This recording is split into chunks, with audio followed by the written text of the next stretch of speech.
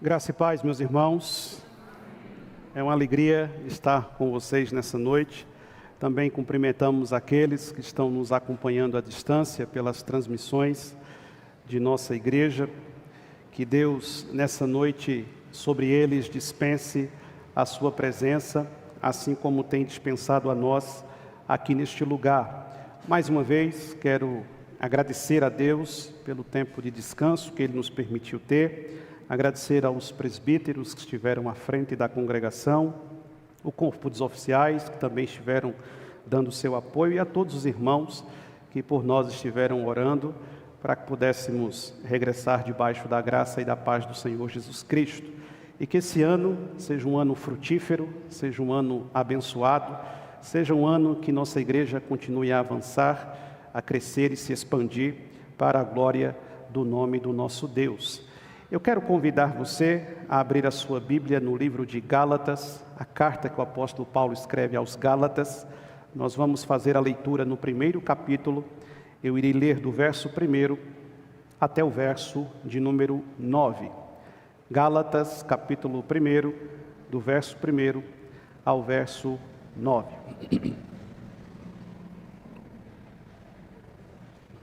Hoje nós iniciamos uma nova série fundamentada e baseada nessa preciosa carta escrita pelo apóstolo Paulo. Conforme você localizar o texto, se você puder, eu lhe convido a se colocar de pé em reverência à palavra de Deus. Gálatas, capítulo 1, do verso 1 ao verso 9. Eu vou ler na versão atualizada das Escrituras. Assim nos diz o texto sagrado. Paulo, apóstolo, não da parte de homens, nem por intermédio de homem algum, mas por Jesus Cristo e por Deus Pai, que o ressuscitou dentre os mortos. E todos os irmãos, meus companheiros, as igrejas da Galácia, graça a vós outros e paz da parte de Deus, nosso Pai, e do nosso Senhor Jesus Cristo, o qual se entregou a si mesmo pelos nossos pecados, para nos desarraigar deste mundo perverso, segundo a vontade de nosso Deus e Pai, a quem seja a glória pelos séculos dos séculos. Amém. Admira-me que estejais passando tão depressa daquele que vos chamou na graça de Cristo para outro evangelho, o qual não é outro, senão que há alguns que vos perturbam e querem perverter o evangelho de Cristo. Mas ainda que nós, ou mesmo um anjo vindo do céu, vos pregue evangelho que vá além do que vos temos pregado, seja anátema. Assim como já dissemos, e agora repito, se alguém vos prega evangelho que vá além daquele que recebestes, seja anátema. Que o Senhor nos abençoe com a sua inaudita palavra. Curve sua fronte, feche seus olhos. Vamos buscar a iluminação do Espírito Santo.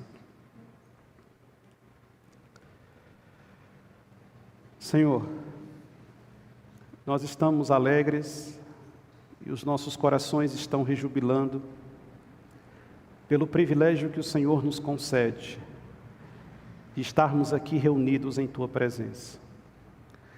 Nós sabemos que não somos merecedores, e não existe em nós absolutamente nada que nos torne dignos diante de Ti.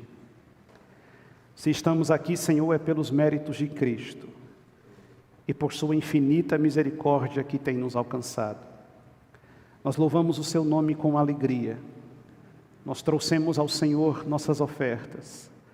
Nós lemos a Sua palavra e nesse instante nós temos ela diante dos nossos olhos.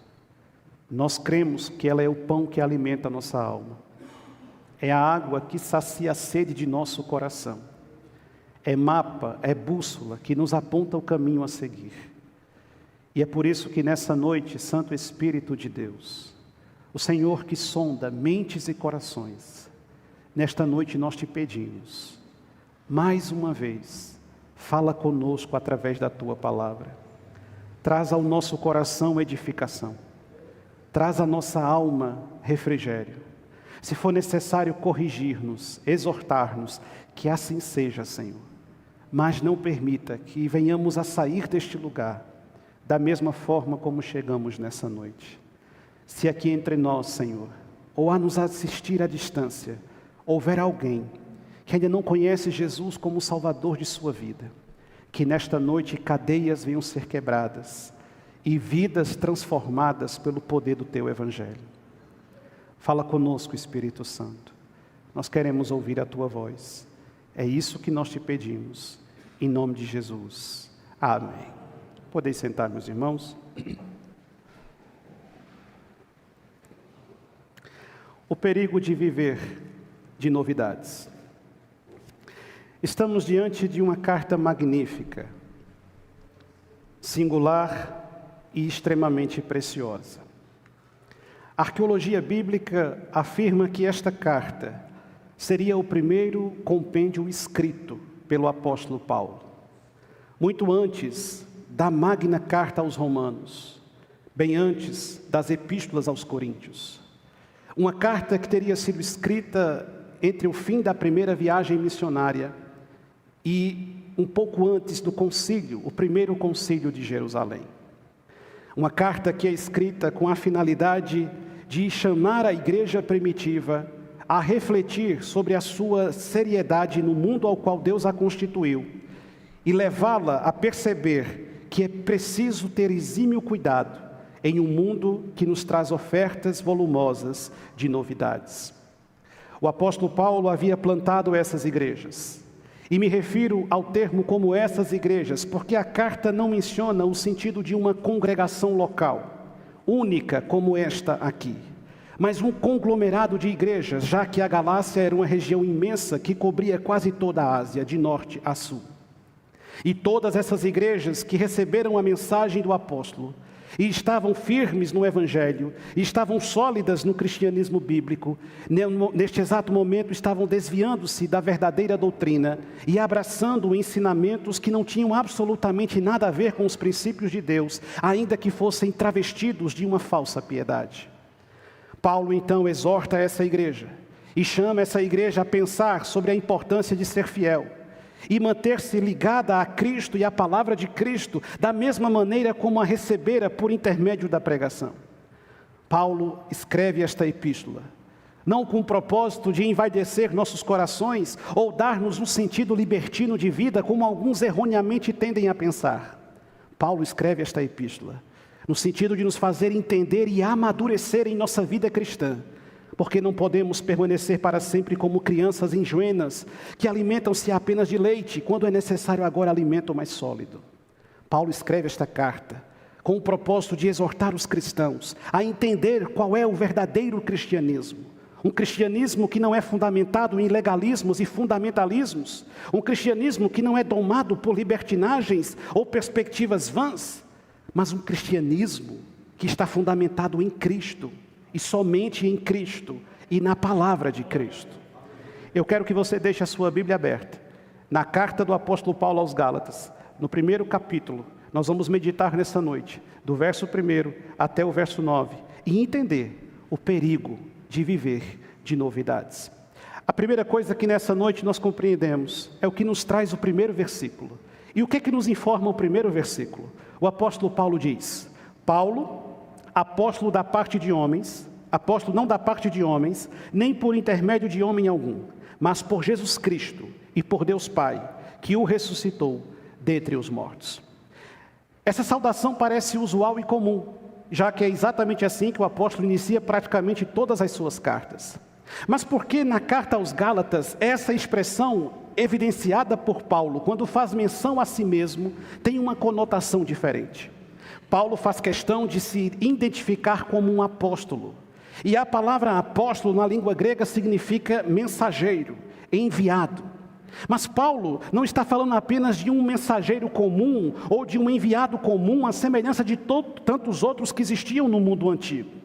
Paulo deixa muito claro que o seu apostolado, ele não é proveniente de homem algum. O seu apostolado não foi constituído por intermédio de nenhuma pessoa, mas o seu apostolado lhe fora legado e entregue pela pessoa de Jesus Cristo. E por que tais informações são preciosas? Porque o apóstolo está relembrando esta igreja que se desviara do caminho, de que quando ele esteve na Galácia pregando o Evangelho, ele não trazia uma mensagem de si mesmo, ele não trazia uma mensagem que fora legada pelo Conselho dos Apóstolos de Jerusalém, ele não está trazendo uma novidade religiosa que surgiu dos devaneios de um grupo sectarista, não. Paulo, quando faz menção a si mesmo como um apóstolo, ele tem o propósito de fazer aquela primitiva igreja, ou aquelas primitivas igrejas, compreenderem que ele foi enviado por Cristo, e a sua mensagem não provém de homens, mas a sua mensagem provém de Deus. A pregação que ele traz não é uma pregação apenas estabelecida por uma nova religião, mas é uma pregação que lhe fora dada pelo próprio autor da vida. E isso é extremamente importante para que eu compreenda a natureza dessa carta. Porque Paulo faz questão de dizer que existem sim muitos mensageiros, mas nem todos os mensageiros trazem uma mensagem que provém do céu. Mas nem todos os proclamadores proclamam o querigma de Deus. Mas nem todos aqueles que ocupam tribunas e sobem a púlpitos estão de fato proclamando as Escrituras e o Evangelho da graça. Sim, existem muitos mensageiros que foram constituídos apenas por homens, mensageiros que foram constituídos apenas por instituições, mensageiros que foram estabelecidos por tradições, mas Paulo diz: eu não estou no posto que estou por causa de homem algum, mas eu estou no posto que estou por causa de Cristo, de Deus Pai, que o ressuscitou dentre os mortos. E por que ele faz questão de destacar essa informação? Porque nós sabemos muito bem como se deu a conversão de Paulo, no caminho de Damasco, com o intento de destruir a igreja que ali se reunia. Cristo o vence, Cristo o lança no chão, Cristo lhe tira a vista e Cristo lhe questiona: por que você me persegue? E então ele responde: quem és tu, Senhor? E ele diz: sou eu, Jesus, por que tu me persegues? E este mesmo homem ficará alguns dias sem enxergar absolutamente nada. E o próprio Deus vai arguir com o líder da igreja que temia ir ao encontro de Saulo, e diz: você tem que ir porque eu escolhi este homem. E lá em Atos capítulo 9, versículo 15, a Escritura diz que Deus disse: vai, porque este para mim é um instrumento escolhido, para levar o meu nome perante os gentios e os reis, bem como perante os filhos de Israel. Por que é que Paulo faz questão de lembrar que o seu apostolado foi constituído pelo Cristo ressuscitado? Porque foi o Cristo ressuscitado que o derrubou no caminho de Damasco e o venceu com poder e autoridade. E foi o Cristo ressuscitado que disse que ele era um instrumento escolhido para pregar o evangelho aos gentios, para levar a mensagem aos poderosos da terra, para pregar a palavra aos filhos de Israel. Ele diz: o meu apostolado provém de Cristo. E a grande questão é: quais são os mensageiros de nosso tempo? Quais são os apostolados estabelecidos em nossa era? Verdadeiros líderes não são constituídos por homens. Verdadeiros líderes são constituídos por Deus.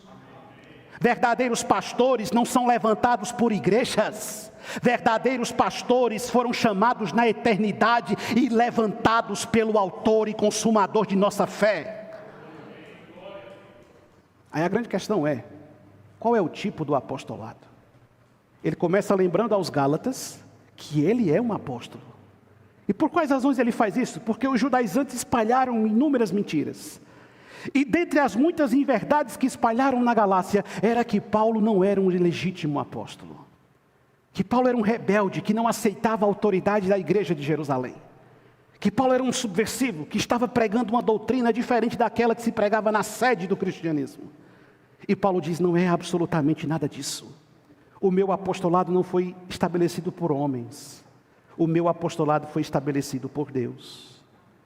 A grande desgraça da igreja contemporânea é porque, infelizmente, muitas congregações estão sendo dirigidas por líderes estabelecidos pelos homens, quando a igreja de Cristo deve ser dirigida por líderes estabelecidos por Deus. E qual é a natureza do apostolado de Paulo? Ele lembra aquela igreja: eu não vim pregar uma palavra que era minha, eu vim proclamar uma palavra que provém de Deus, que foi anunciada por Deus. E veja como isso é tão sério. No versículo de número 2, ele dimensiona o tamanho do problema. Olha o que diz o versículo 2. E todos os irmãos, meus companheiros, o sentido do grego aqui é para os companheiros da labuta ministerial, e as igrejas que estão na Galácia. Não era uma única congregação que estava se desviando do Evangelho, mas era uma imensa quantidade de igrejas em uma região inteira. Veja o tamanho do problema que os judaizantes estavam trazendo naqueles dias. Não é uma congregação que está apostatando da fé, mas são inúmeras igrejas que estão abandonando o Evangelho de Cristo.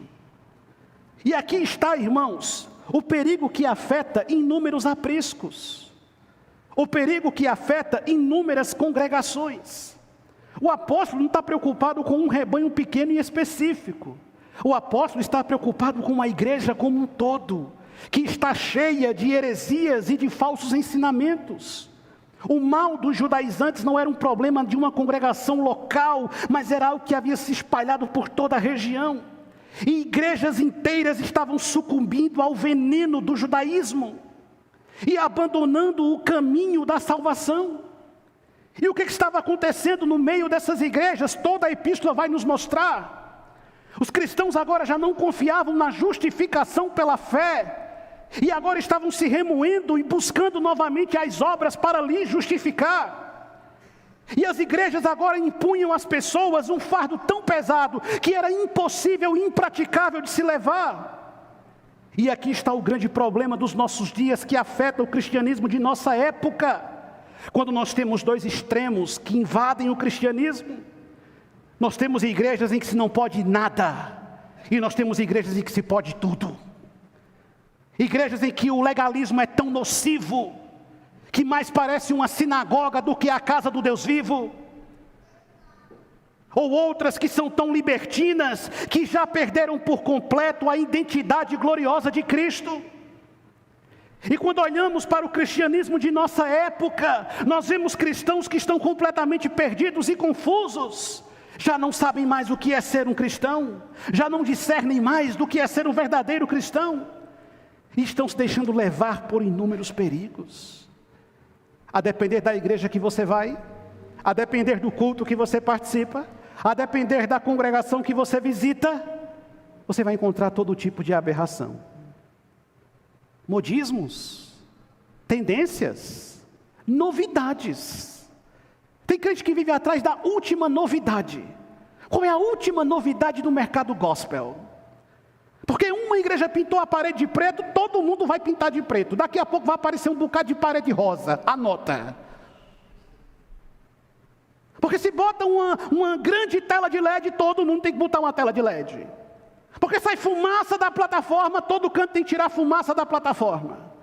Jogos de luzes, bandas vibrantes, danças, coreografias, teatros, muito balançado, muito movimento. E toda sorte de desvio está infiltrado dentro da igreja. O culto deixou de ser um culto, se transformou num show. A pregação deixou de ser uma pregação e passou a ser uma palestra de autoajuda motivacional. Os crentes já não têm temor nem senso algum de comprometimento. Mas a Escritura diz que nós fomos chamados pela pregação que veio de Cristo. E é essa mensagem que tem que mover nosso coração. E é essa mensagem que tem que impulsionar nossas vidas. Não importa quantas igrejas estejam se desviando do são caminho. Não importa. Todos os irmãos e as diversas igrejas da Galácia. O problema não é local. O problema é geral. É generalizado. Mas no verso 3, Paulo apresenta-nos os dons gêmeos do Evangelho. E quais são os dons gêmeos do Evangelho? Veja o que ele diz: graça a vós outros e paz, da parte de Deus, o nosso Pai, e do nosso Senhor Jesus Cristo. É daqui que provém a saudação cristã, graça e... meu Deus, graça e... não é pecado dizer isso, amém, igreja?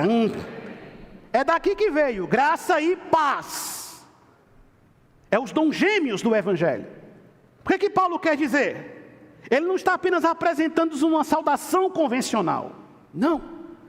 Paulo está nos mostrando dois dons concedidos aos cristãos por meio do Evangelho, Primeiro ele apresenta-nos graça. A palavra grega é charis, favor imerecido, auxílio imerecido. O Evangelho nos trouxe uma graça que revela-nos um favor que nós não merecemos. Porque nós não merecemos estar aqui. Nós não merecemos ser santos. Nós não merecemos ir para o céu. Mas o Evangelho nos trouxe a graça. E essa graça nos foi revelada por meio da pregação do Evangelho. Não teve outro caminho. Não tem outro caminho. Não existe outra rota. Só existe uma forma de encontrar a graça. É por meio da pregação da palavra. Mas não somente a graça que nos alcançou. Aí Paulo apresenta-nos as consequências de ser transformado pela graça. Ele diz paz. A paz que vem da parte de Deus.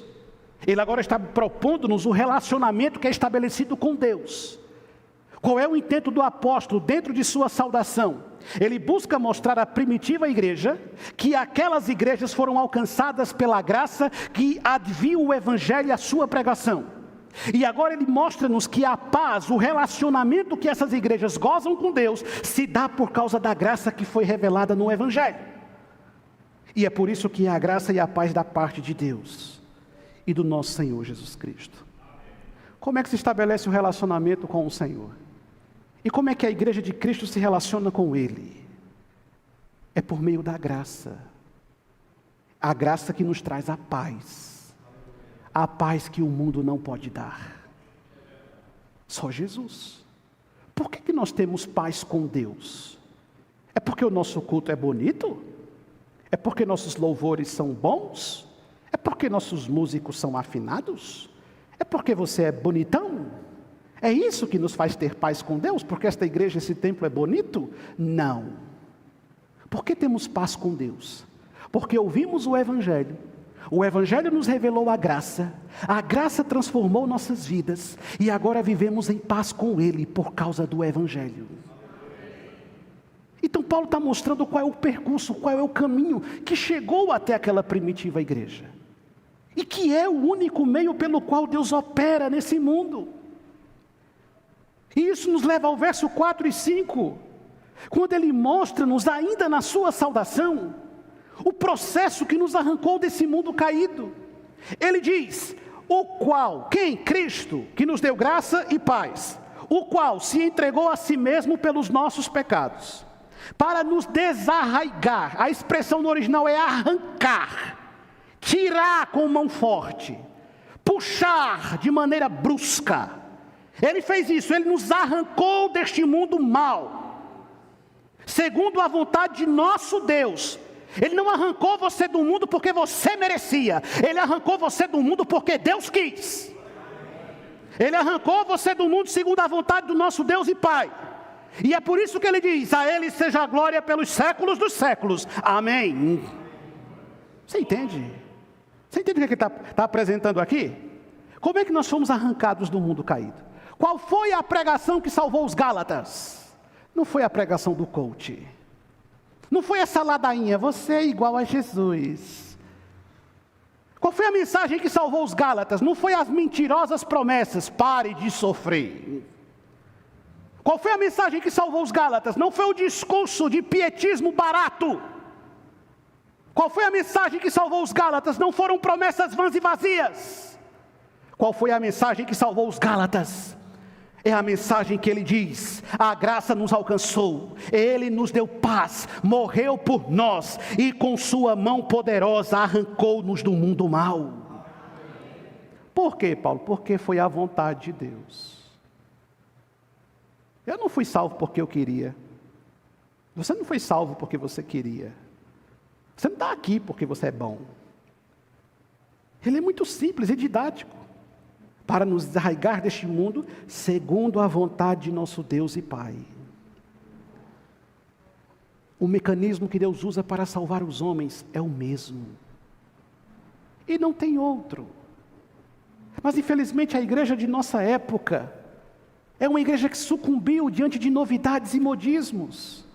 E busca-se o tempo todo qual é a nova tendência que surge.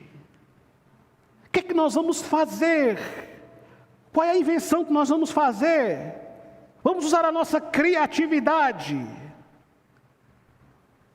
E nos degladiamos e nos consumimos, buscando meios de adocicar a pregação, de amenizar o discurso, de torná-lo mais palatável, porque é chocante demais.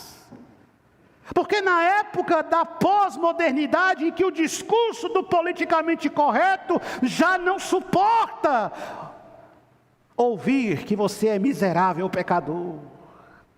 Então vamos buscar meios de fazer com que isso fique mais agradável. Porque as pessoas estão infladas no seu ego, infladas em seu coração egocêntrico, acostumadas com um discurso antropocêntrico. E agora passamos a fazer o culto para as pessoas. E agora passamos a escolher as músicas para as pessoas. E agora moldamos a mensagem para as pessoas. E agora transformamos o ambiente para as pessoas. E agora gastamos o nosso tempo preocupados em agradar as pessoas. Nós não estamos aqui para agradar absolutamente homem algum. Nós estamos aqui para satisfazer a vontade de Deus. Nós estamos aqui para agradar somente a Deus. Porque é a palavra de Deus que salvou no passado, salva no presente e vai salvar no futuro. E não precisa de muleta nenhuma. Não precisa. Não há necessidade. Mas as pessoas não vão gostar. Aprendemos hoje pela manhã que nós fazemos parte do grupo de quem? Essa parte vocês não ouviram não, né? O grupo dos rejeitados. Seja bem-vindo, somos do grupo dos rejeitados. O mundo odeia Cristo. E odeia a mensagem de Cristo. Aí o que é que Paulo está dizendo? Ele se entregou, ele morreu na cruz, para nos arrancar deste mundo mal, segundo a vontade de Deus. Aí Paulo agora apresenta o que os Gálatas estavam esquecendo, no verso 5. É por causa disso, que a Ele seja a glória, pelos séculos dos séculos. Qual é o Cristo que a igreja cultua? Qual é o Cristo que a igreja de nossa época louva? Qual é o Jesus que nós estamos adorando? Qual é o Senhor que nós estamos servindo? Você está servindo quem? Você está seguindo quem? Você está vivendo para quem? Quando eu vivo para os homens, a depender do que os homens façam, eu abandono o Senhor. Mas quando eu vivo para Cristo, eu persigo Cristo e sigo Cristo aonde Ele for. Perceba. O que nos tirou do mundo? Foi Cristo. O que nos arrancou da escuridão? Foi Cristo. A quem a igreja deve glória? Somente a Cristo. Mas infelizmente, irmãos, quanto mais o tempo passa, parece que essa perspectiva tão óbvia está sendo perdida. E tudo tem espaço dentro das igrejas, menos Cristo. Onde é que está Jesus? Pregações vazias que falam de tantas coisas, menos de Cristo. Louvores e mais louvores que falam de muitas coisas, menos de Cristo. Orações e mais orações, impactantes, poderosas, mas que não são reverenciais a Cristo. E onde está Cristo? Onde está a presença de Cristo? Paulo diz, foi Ele que morreu por nós, e é a Ele que nós devemos glorificar. Para todos sempre. A verdadeira igreja sempre esteve ligada a Cristo. E por que é assim? Porque em 1 Timóteo capítulo 2, versículo 5, o apóstolo Paulo deixa muito explícito, porquanto há um só Deus, e um só mediador entre Deus e os homens, Cristo Jesus, homem.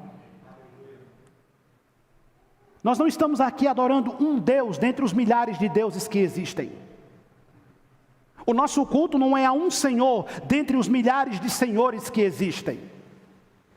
Nós estamos aqui cultuando e adorando o único Deus que existe.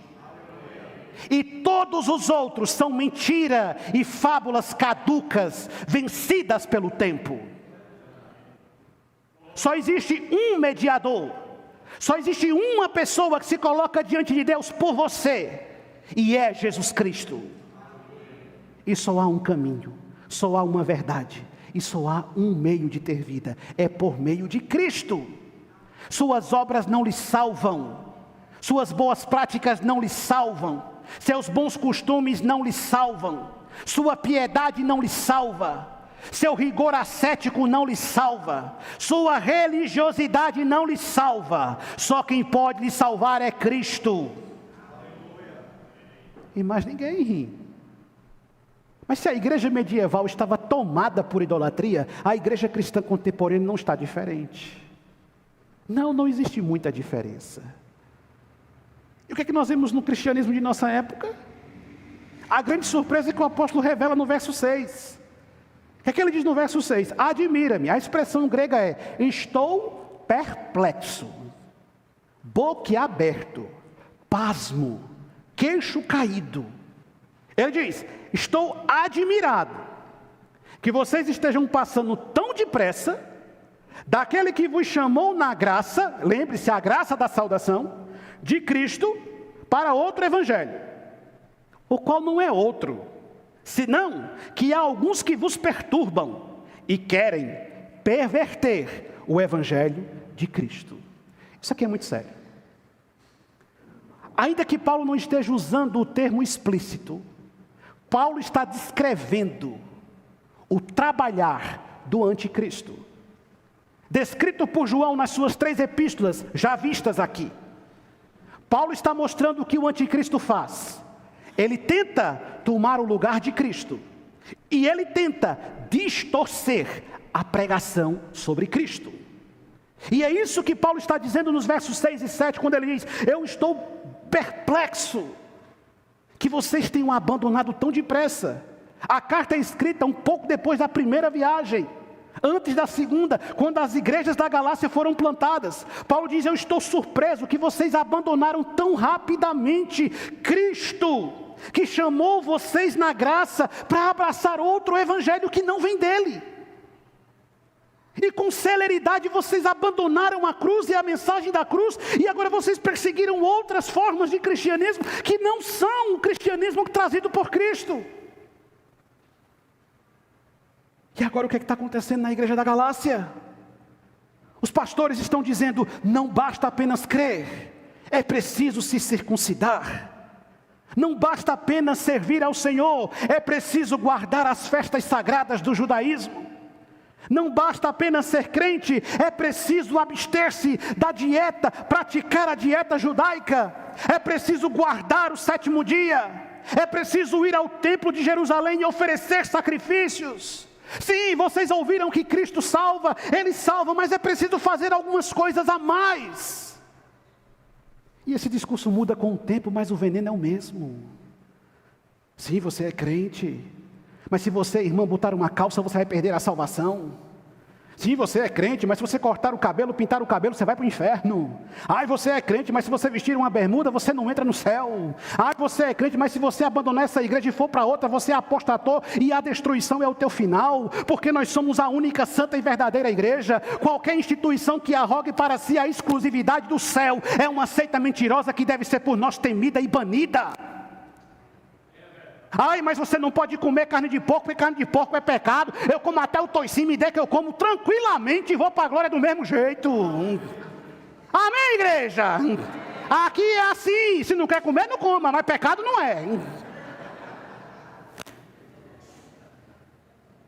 Ai, você não pode, você não deve, você não faz, é só não, sim, cadê a base, cadê o fundamento, cadê a sustentação? Não existe, não é o evangelho de Cristo. E acabou-se. E não interessa se aglomera multidões, e não importa se erguem belíssimas catedrais, se não tem a mensagem da cruz, não é o evangelho da graça de Cristo. E ponto final. Ai, mas não pode. Mas não deve. Ou então vamos a outro extremo. Não, Deus é amor. Oh, Deus é amor. Venha do jeito que você está, fique do jeito que você quiser. Não, esse discurso de que Deus não aceita a homossexualidade, isso é homofobia. Nós somos uma igreja aberta, nós somos uma igreja inclusiva, nós somos uma igreja moderna. Faça o que você quiser, do jeito que você quiser, viva do seu jeito, ninguém tem nada a ver com isso. Não é a mensagem de Cristo. Quem quiser vir após mim, negue-se a si mesmo. Tome sua cruz e siga-me. Nós não devemos colocar pesos que Deus não colocou. Absolutamente não. Paulo está dizendo, eu fico surpreso, porque vocês correram tão depressa do verdadeiro evangelho, para abraçar outras formas de evangelho, outras coisas que não têm absolutamente nada a ver com a mensagem de Cristo. Mas como que o nosso coração é atraído por essas coisas? É tão fácil se tornar uma pessoa assim. É tão fácil assumir essa predisposição a julgar e condenar os outros com implacável ira. É tão fácil introjetar em nossa alma essas coisas e achar que essas coisas definem um verdadeiro cristão. Não é à toa que na teologia existe um debate se essa carta de Paulo é uma carta soteriológica, ou seja, que discute a natureza da salvação, ou se é uma carta eclesiológica, que discute a natureza de um verdadeiro cristão. Que Paulo está laborando entre essas duas áreas. E Paulo está dizendo, o que te salvou não foi o que tu fez. O que te resgatou não é o que você faz. E como você vive não define quem você é. Quem te salvou foi Cristo. E a tua identidade tem que estar em Cristo. E se eu estou identificado com Cristo, eu vivo como seguidor de Cristo, para a glória de Cristo. Você percebe a dialética da coisa? Você entende a natureza disso? Eu estou surpreso, diz Paulo, porque vocês passaram a abraçar outro evangelho. E é exatamente assim, irmãos, que a maioria dos cristãos de nossa época tem vivido. Transitando entre grupos extremamente radicais ou grupos extremamente liberais. Abandonando por completo a mensagem de Cristo. O teor da pregação de Cristo. É preciso que nós amadureçamos em nossa vida cristã. E a gente pare de se levar por essas coisinhas. Esse negocinho. Meu Deus, como o povo de Deus gosta de perder tempo com coisa inútil. Aí fica aquela coisa. E agora com a internet é a desgraça mesmo. Aí fica. É milenista, é pré-milenista. Come porco, não come porco. É pré ou é pós, é ar. Guarda o sábado, guarda o domingo. É Calvino ou é Armínio? É Balalá ou Belelé? Qual é a mensagem de Cristo? Qual é a mensagem de Cristo? A Escritura precisa ser pregada. E pregada com fidelidade. Paulo diz, eu estou surpreso que vocês abandonaram o Evangelho. E quantas pessoas estão dentro de igrejas, mas não conhecem Cristo? E o Evangelho de Cristo? O equívoco de sempre buscar o novo em detrimento do velho. Somos uma geração que já não suporta. E os filósofos da pós-modernidade já dizem isso. Onde tudo é líquido, onde tudo é solúvel, onde nada é estável. Não suportamos mais a estabilidade das coisas.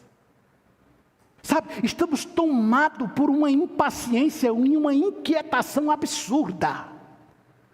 Não temos mais paciência para esperar. Queremos as coisas no nosso tempo, do nosso jeito. E aí quando elas não acontecem do nosso jeito, do nosso tempo, nós nos iramos e nos enfurecemos de maneira impensável. Abandonando por completo a dinâmica de Deus. Qual é a última novidade? É assim que os cristãos vivem. A nossa fé não está fundamentada nessas coisas. A nossa fé está firmada em Jesus. E na mensagem de Jesus, e na pregação de Jesus, e naquilo que Jesus trouxe a nós. E é por isso que o apóstolo diz, eu fico surpresa. E se Paulo ficou surpreso nos seus dias, imagine se ele ressuscitasse e voltasse hoje. onde nós temos doutrinas da prosperidade, crentes que vão à igreja apenas com um propósito: ficarem ricos.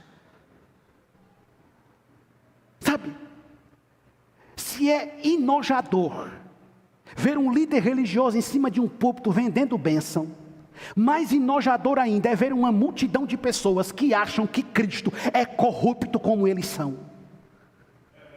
E se aproximam de Deus achando que Deus irá fazer o que eles querem, só porque eles vão dar uma oferta boa no culto. E acham que Deus só vai fazer o que eles desejam, porque eles vão levar um sal grosso para casa, uma rosa ungida, ou vão passar por um corredor milagroso dentro do templo. A doutrina da prosperidade que tem cegado milhares de pessoas. Se Paulo voltasse hoje, ficaria surpreso com os discursos do coach. Discursos absurdos que equiparam o homem a Cristo e destituem o evangelho de sua mensagem redentora, igualando as pessoas caídas em seu pecado à mesma preciosa vida do Salvador. Doutrinas liberais de indivíduos que dizem que o homossexualismo não é pecado e a igreja deve aceitar essas coisas.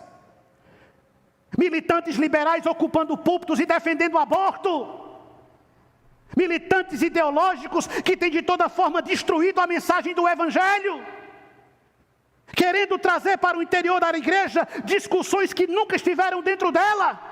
Porque a Escritura diz que aqui dentro não tem rico nem tem pobre, nem tem negro nem tem branco, não tem bonito nem tem feio, todos foram salvos pelo mesmo sangue de Cristo e irão morar no mesmo céu para a glória de Deus. Mas buscam jogar um contra o outro, querem fazer o pobre odiar o rico odiar o pobre, querem fazer o negro odiar o branco odiar o negro. Dentro da igreja do Salvador não existem essas coisas, porque aqui dentro a soberana mensagem de Cristo continua nos levando para a glória eterna. E ponto final. Doutrinas liberais ou doutrinas fundamentalistas, legalistas. Um dia me chamaram para pregar numa igreja. Aí eu fui. Não levei gravata. Que pecado. Aí o dirigente olhou para a minha cara, olhando para a minha cara, como quem quer dizer alguma coisa. Já ficou da frente quando quer dizer alguma coisa? E ele não dizia nada. E esse homem quer o quê, meu Deus? Que foi? O senhor trouxe gravata? Eu trouxe não. Por quê? É porque aqui sem gravata não prega. Eu disse, danou-se? E agora, o que é que a gente faz? Ai, não sei, acho que não vai dar certo. Isso quer dizer que eu dei viagem perdida? Então tudo bem, arruma uma gravata aí que eu boto no pescoço. Trouxeram uma fininha desse tamanho. Mas só podia pregar se fosse com aquilo. Isso não é cristianismo. Isso não é cristianismo. Quantas pessoas vivem oprimidas? Eu conheço o crente que vai à praia, parece que ele vai numa missão secreta do FBI. Porque ninguém pode saber que ele foi na praia. Meu Deus, ele foi na praia. Quem foi que criou a praia? Uma vez um disse a mim, na praia é pecado. Eu falei, quem criou a praia foi o diabo? Foi? Porque quem criou a praia, que eu saiba, foi Deus. Deus criou a praia, ouçam-me os quatro cantos da terra. Deus criou a praia para os crentes usufruir dela. Amém, igreja? O problema é que ela está tomada de desviado, mas você chega lá como luz do mundo e sal da terra e toma conta dela. Também não precisa ir para a praia com um vestidão comprido, não há necessidade disso. Outro, ir ao cinema é pecado, depende do que você vai assistir no cinema. Meu Deus, eu cresci ouvindo que jogar bola é pecado, por isso que eu não jogo até hoje. E depois que Daniel quebrou o pé, eu cheguei à conclusão que pode ser mesmo. É pecado, é do diabo. Jesus! Não, a Escritura não está preocupada com essas coisas. E isso não é a mensagem de Cristo. Doutrinas antropocêntricas, em que o homem é o centro de todas as coisas, em que as pessoas estão em proeminência. doutrinas neopentecostais venenosas, de paredes pretas, revelação do CPF. Meu Senhor da glória, o que é que Deus está preocupado com o teu CPF? Ele tem mais o que fazer. Quem quer saber do teu CPF são os fiscais da Receita Federal. Falsas revelações. Faça um pix e eu vou orar por você. Não, isso não é o Evangelho de Cristo. Movimentos estranhos, doutrinas estranhas. 1 Coríntios capítulo 3, versículo 10 e 11, Paulo diz: segundo a graça de Deus que me foi dada, eu lancei o fundamento como prudente construtor, e outro edifica sobre ele. Porém cada um veja como edifica, porque ninguém pode lançar outro fundamento além do que foi posto, e é Jesus Cristo. Paulo está surpreso porque a igreja da Galácia ouviu o evangelho dele, viu o fundamento que ele colocou, mas em vez de continuar a edificação sobre Cristo, buscou outros fundamentos, e ninguém pode trocar o fundamento, porque o fundamento é Cristo. Mas não para por aqui. Olha os versos 8 e 9. O mensageiro da verdade, ele começou dizendo: eu sou apóstolo, segundo Cristo. E agora ele faz um importante alerta aqui. Olha o verso 8. Mas ainda que nós, ele está falando de si, e está falando do colégio apostólico de Jerusalém. Ainda que nós, ou mesmo um anjo, vindo do céu, vos pregue evangelho, que vá além do que vos temos pregado, seja recebido com alegria, porque é a nova revelação que Deus mandou para a igreja. É isso que está escrito aí? Não. Seja anátema, ou seja, seja maldito. O que Paulo está dizendo? Paulo está dizendo que Deus não vai trazer nenhuma nova doutrina que destitua a doutrina que foi pregada pelos apóstolos. Não importa se o revelador é poderoso, é eloquente, forte. Não. Deus não vai revelar nada que não tenha substancialidade em sua palavra.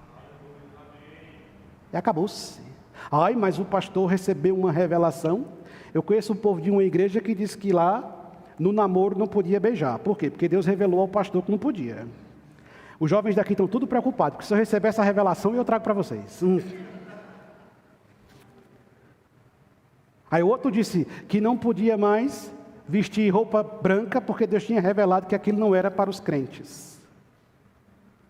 Irmãos, tenha cuidado com essas coisas. Tenha cuidado com essas coisas. O que a Escritura está dizendo? Paulo está dizendo que ainda que eu, ou qualquer um dos apóstolos, ou até mesmo um anjo desça do céu, e chegue aqui pregando uma mensagem diferente daquela que vocês ouviram, considere maldito. Ainda que seja Paulo. Paulo está dizendo que grandes pregadores da verdade podem se transformar em grandes pregadores da mentira. Paulo está dizendo que pessoas que outrora proclamavam a verdade de Deus com ousadia, podem sucumbir às tentações e os desvios do diabo, e passarem a ser pregadores do engano.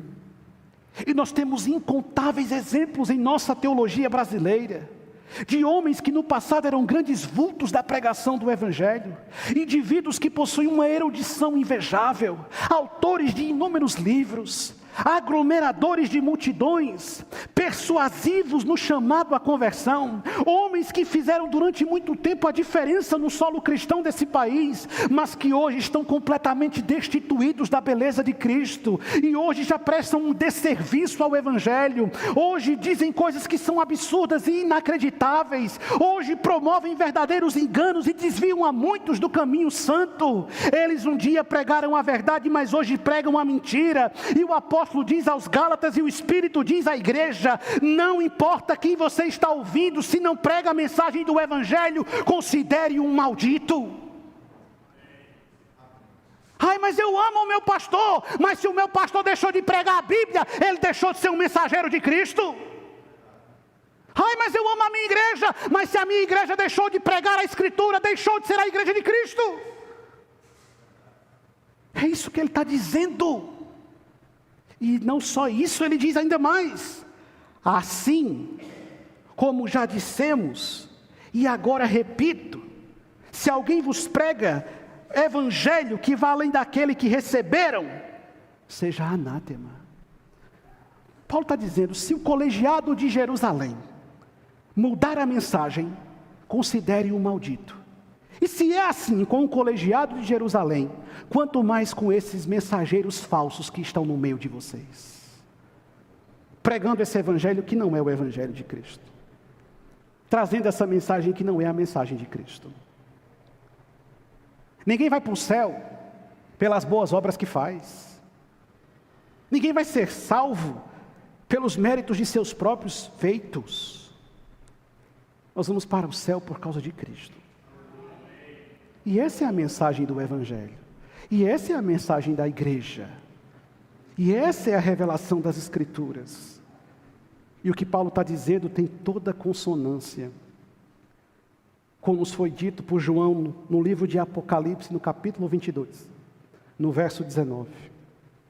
Ele diz: e se alguém tirar qualquer coisa das palavras do livro desta profecia, Deus tirará a sua parte da árvore da vida, da cidade santa e das coisas que se acham escritas neste livro. Ai daquele que aumenta, exige o que Deus não exigiu. Ai daquele que diminui, abandona e omite o que Deus exigiu. Nós temos que ser fiéis à mensagem de Cristo. E esse é o chamado para a igreja dos nossos dias. Uma igreja que está sendo cercada por inúmeras novidades, inúmeras tendências, apelos extremamente fortes. Antigamente, quando uma pessoa se convertia, a gente dizia para ela: procure a igreja mais perto da sua casa. Cansei de dizer isso. Hoje dizer isso é um auto-engano absurdo. Hoje em dia a gente tem que dizer o seguinte: procure a igreja mais perto da sua Bíblia. Se você tiver que atravessar Campina Grande inteira, atravesse. Se você vai passar 2, 3 horas dentro de um carro para prestar um culto segundo Deus, passe. Não sucumba às tentações e os apelos desse mundo, mas procure uma igreja onde se prega a mensagem de Cristo. Nós não precisamos de pirotecnia, nós não precisamos de coisas que encantam os olhos, mas desviam o coração do caminho. E quantas besteiras e atrocidades nós estamos vendo nos nossos dias. Culto espiritual não é culto cheio de anarquia. Culto bíblico não é culto desprovido de ordem. Culto cheio de fervor é culto onde se começa a ler da Escritura, se ora biblicamente, se canta hinos bíblicos e cristocêntricos, se ouve a pregação expositiva da palavra, se comunga segundo os princípios do Senhor. Ainda que você não sinta absolutamente nada, você não tem que sentir nada, mas Deus está aqui porque estamos reunidos em nome de Cristo. Ai, mas se eu não senti um arrepio, o culto não foi uma bênção. Ai, pastor, hoje eu não senti nada. E você queria sentir o quê? Pelo menos um calafrio, está com dengue. Ai, porque se eu não chorar, Deus... Não. Por que você tem que chorar? Se você tiver que chorar, chore. Por que você tem que sentir? Quem foi que disse que o culto é para você sentir? Não, o culto não é para você sentir. O culto é para a gente louvar o Criador. É para a gente abrir o Santo Livro. É para a gente ler, ouvir os oráculos de Deus, sentir Ele falando conosco e adorá-lo na beleza da sua santidade. É para a gente ouvir uma pregação fiel, que tem começo, meio e fim. É para a gente estar envolvido com Ele, focado nele, louvando segundo os princípios dEle. Igreja não é lugar de show, de batuque, de absolutamente nada. Igreja é lugar de se prestar um culto a Deus, que agrade a Deus e que glorifique o nome de Cristo. Quer se divertir? Procure o teatro, o cinema. Eu não vou à igreja para me divertir, eu vou à igreja para cultuar Cristo. E ponto final. E acabou-se. E é assim. Paulo diz: admira-me que vocês tenham abandonado tão depressa os ensinamentos de Cristo. Mas ainda que eu mude a mensagem, vocês devem me considerar anátema. Compreende, irmãos? Você não deve amar grandes pregadores. Você deve amar a mensagem bíblica que esses grandes pregadores pregam. Porque se um dia eles abandonarem a mensagem, vocês continuam amando a Cristo. É esse o caminho. É essa a dinâmica. O perigo de viver novidades. O perigo de se deixar levar por modismos. O perigo de sucumbir a certas coisas. Não. A igreja de Jesus é viva. A igreja de Jesus é dinâmica. A igreja de Jesus é vibrante. A igreja de Jesus é fervorosa. A igreja de Jesus é espiritual. A igreja de Jesus é bíblica. A mensagem do Evangelho é a mesma. Quem não se arrepender e não confessar seus pecados irá para o inferno. Mas Cristo tem graça salvadora. O caminho da santidade continua sendo o único caminho. A renúncia, a luta contra o próprio eu, o abandono do pecado, a busca pela santificação. Sim, a dinâmica continua exatamente a mesma. Não importa o tempo que passe, não importa o que aconteça, nós temos que nos agarrar à mensagem de Cristo. Porque Paulo começou dizendo que foi Cristo que nos arrancou do pecado. Se nós perdermos isso, nós estamos fadados à destruição. A Europa é um continente pós-cristão.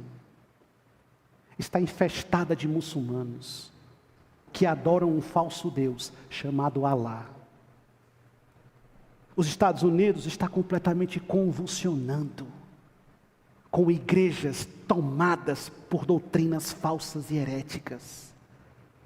E no Brasil, a coisa começa a ficar terrivelmente difícil. Nesta cidade, existe no centro desta cidade, um falso pastor, numa falsa igreja, pregando um evangelho que ele diz ser inclusivo, mas não é um mensageiro de Cristo. Não é o evangelho da cruz, porque a mensagem da cruz é loucura para os ímpios, é escândalo para muitos, mas é a mensagem que salvou a minha vida e continuará salvando até o dia final. E não interessa absolutamente nada. Admira-me que vocês tenham passado tão depressa para outra coisa que não é o evangelho de Cristo. E o que é que nós vamos fazer? Nós não vamos brigar com ninguém. Nós não vamos ficar na internet discutindo teologia com ninguém. Não. Nós vamos fazer o quê, pastor? Nós vamos continuar na graça. Nós vamos continuar na paz. Sabendo que Cristo nos arrancou do mundo, que vai nos levar para o céu. E permaneceremos pregando somente a Escritura e nada além da Escritura até a volta de Cristo. E ponto final. E a Bíblia é poderosa. E a Bíblia faz acontecer.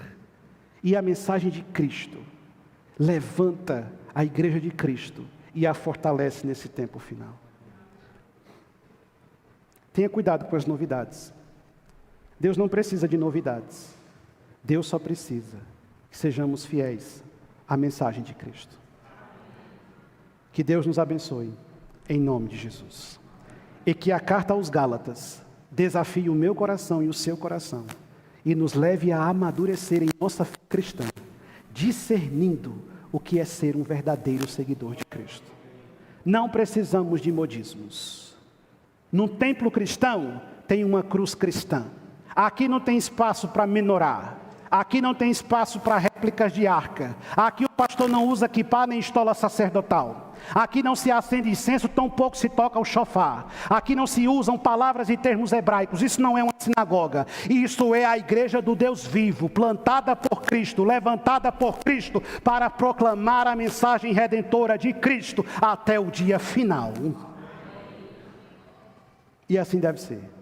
E que Deus nos ajude, em nome de Jesus. Curve sua fronte, feche seus olhos.